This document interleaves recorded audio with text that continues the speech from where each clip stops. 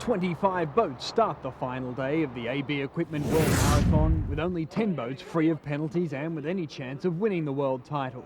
For race controller Rex Cragen, just running the event has been a marathon in itself. Today's the culmination of a 6-day huge event. I mean, this is the end of the day is 846 kilometres of river racing, and it's been pretty hard on everybody, competitors, officials, and it's a very intensive event. So today, I guess we want clean runs up and down. We of course don't want any more accidents, and we want everybody up and down clean so that we can get a clean result as quickly as possible at the end of the event.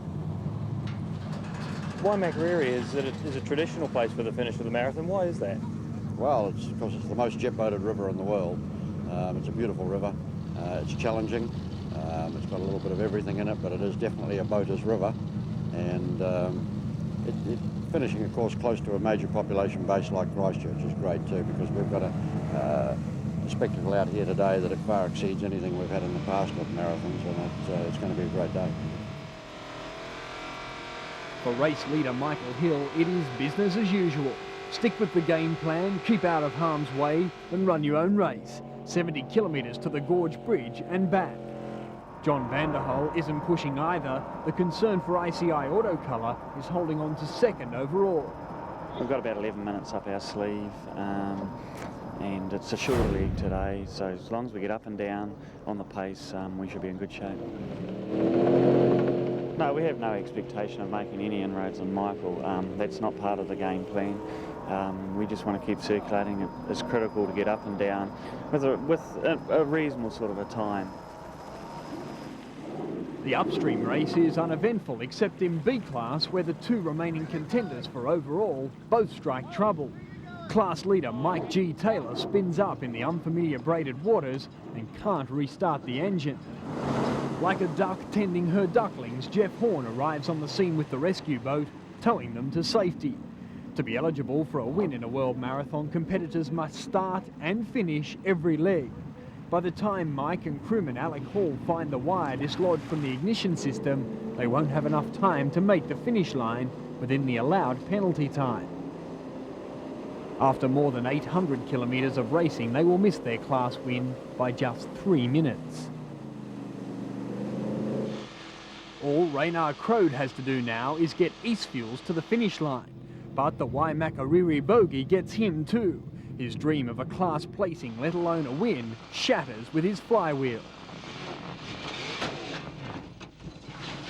Well, we've come up here, we went to take a channel and it just died, and it's just disintegrated the flywheel. It's gone through the fuel tank and through the tungsten muffler.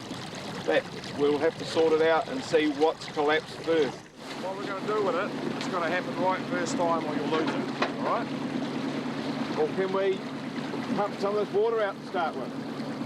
Nothing going to come back in, is it? All right. So once we're up to a level, yes, it'll be all right. It is a custom-built rescue boat. It's running a massive thrust 2-in-2 unit, which gives us awesome pulling power both in forward and reverse.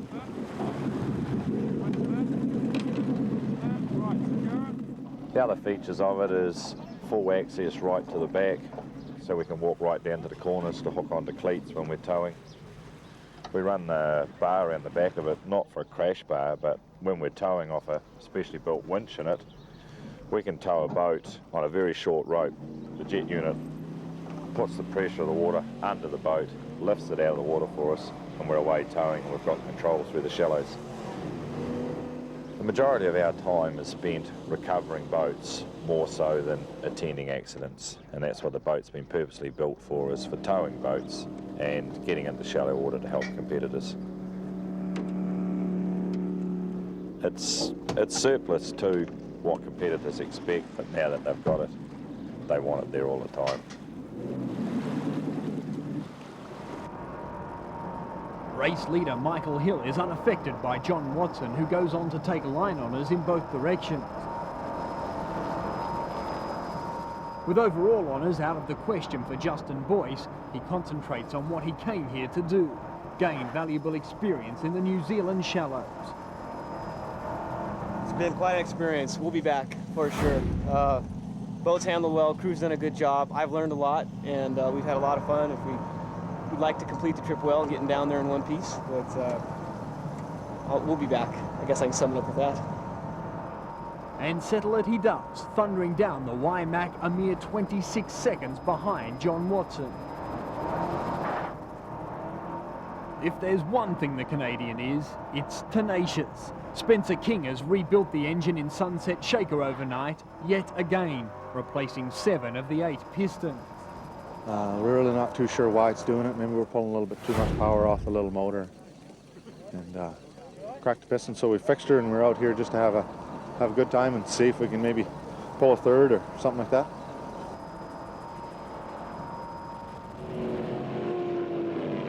Marathon's been really good to us. It's just we've had lots of troubles and had lots of mechanical troubles that we shouldn't have had, and you know, been lots of drama in our boat. And I tell you, we've had our fair share of good times and bad times. So, if ever there was a marathon tortoise, Ray Watson is it.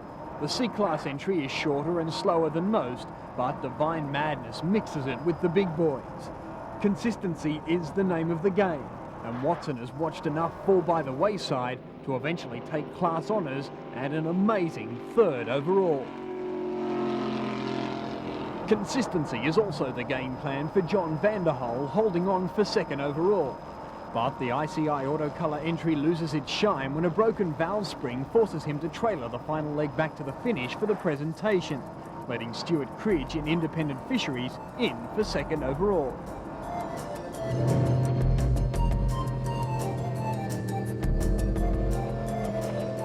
But it's Michael Hill and navigator Colin Bond who power home in a total elapsed time of 6 hours, 58 minutes and 4 seconds.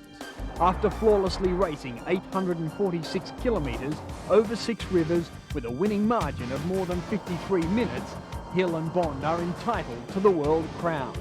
Never before in the history of marathon racing has a championship been won by such a margin. For outgoing world champion Mark Cromie, it's time to hand over the mantle. Marathons are hard, and you know, I must admit, I congratulate the guy. I know what marathons all about, and it's hard work, and it's hard to keep winning. And next time you go out, you know, you're number 1, and it's hard to stay there. It's easy to go down, but I'll be back, and I'd like to come back from underneath. Mark's someone I've always looked up to, and you know, he ran in America last year. We had some problems, and he got through, and you know, well credited to win last year. No, we had a good run today and made a few mistakes going up, but we had a very good run coming down, and it was a comfortable run home, so we just got in the groove very well, and it paid off well for us. The overall winner of the AB Equipment sponsored World Jet River Marathon race is Michael Hill in Mobile. This is our 3rd World Championship attempt, so 3rd time lucky. And it's good to see it stayed in New Zealand.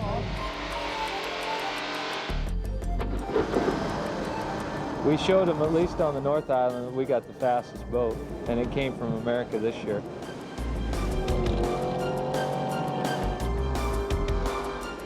Well, I'd love to come back down again and have another crack at these guys.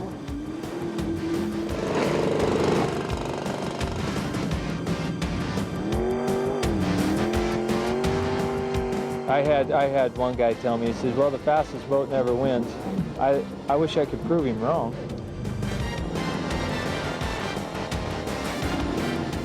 As I said to you at Wanganui, watch out for the South Islanders at the end of the marathon. That's what's happened. We really have had a bit of luck on our side, and we're pretty happy with it.